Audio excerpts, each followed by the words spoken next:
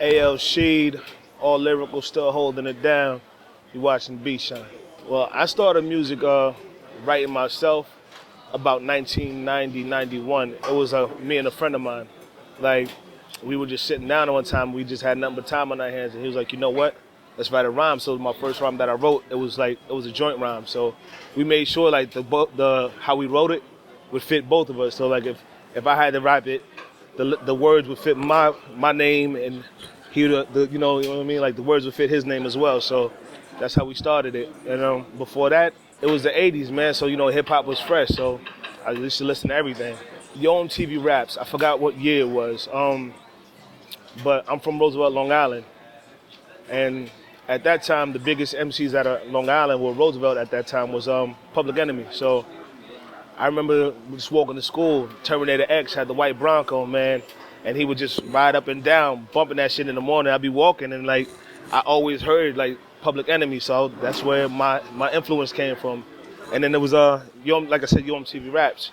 They were shooting it by my old elementary school, so like I wanted to go so bad, but my mother, listen, I come from a traditional African home, so she wasn't having that shit. So I wanted to sneak out, got my ass whipped trying to go sneak out to go see Public Enemy at, you know what I mean, Yo MTV Raps. Everything just pretty much came organically how it was.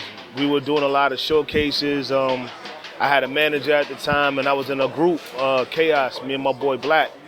So we would just, go out there. Our management would put us out and do stuff. We did a lot of stuff up and down the East Coast, like hip-hop events where before N1 was big, they used to take, drug dealers in the hood used to take the N1 dudes down south and go play other like towns and shit.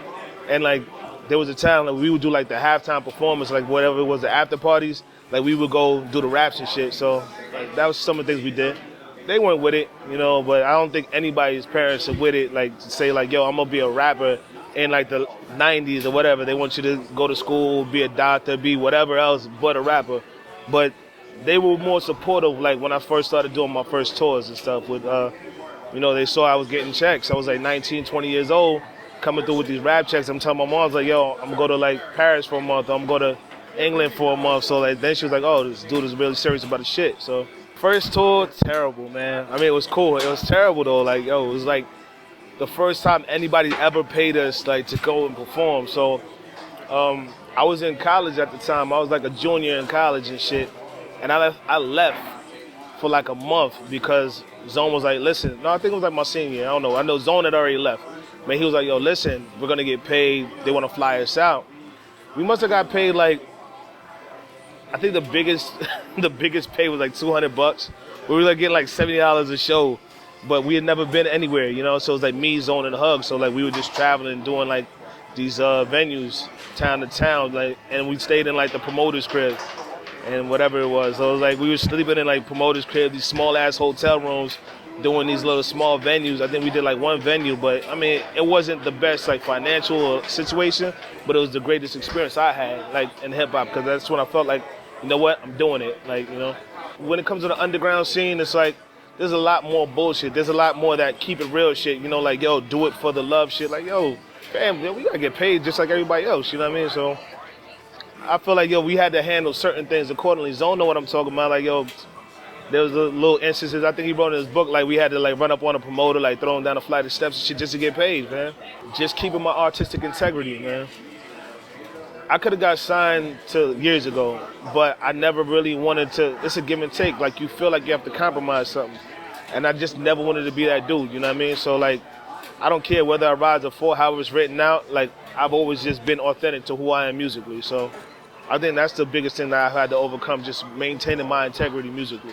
Touch a lot of people throughout the world, man. Like, a lot of people have hit me up, like, this internet thing and this whole social media thing is beautiful, because like I've had a lot of people from different countries been able to say like, yo, I remember the summer when you guys did this, that held me down for my summer. Like, it's one thing like when you could be whatever you want to be in life, but when you have an impact on people's lives like you never even met before, like I could say that's the dopest shit I've experienced. I mean, I'm from Sierra Leone, West Africa, born in America, but since I've been a child, every year I go back, and so I feel like I have an obligation to do things with, like for my country, for my people. So a lot of things. My mother's still there, and I go back and try to help out and do things. Like this year, well, last year, I went back and I've been collecting like books and stuff like that from other people's other companies, and I'm planning to go start open up a library like in my mother's village. You know, so like that's one of the things I'm going to do. Like growing up, I went to a school like it's like for single parent families or whatever the case may be, and for people that just needed help and assistance. So like I feel like that was one of the things that was instrumental in me growing up. So that's something I just want to just give forward like in my life. No reward, you know what I mean? There's no like plaques. No one's like rewarding me for it. That's just something I want to do, you know what I mean? So it's like I don't know.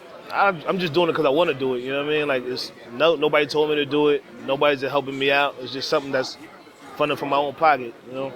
I don't know. I feel like Africa needs all the help it can get, or Sierra Leone itself needs all the help it can get. So maybe like if I do something like that later on, there's some kids that can end up, they have an opportunity. They can be somebody and do things, you know. I just was a dude that whatever I set my mind to, I did it. Whatever I said was in my heart just came out. So even if you didn't like me as a person, you respected like, yo, he said he was going to do what he was going to do and he did it. You know what I mean?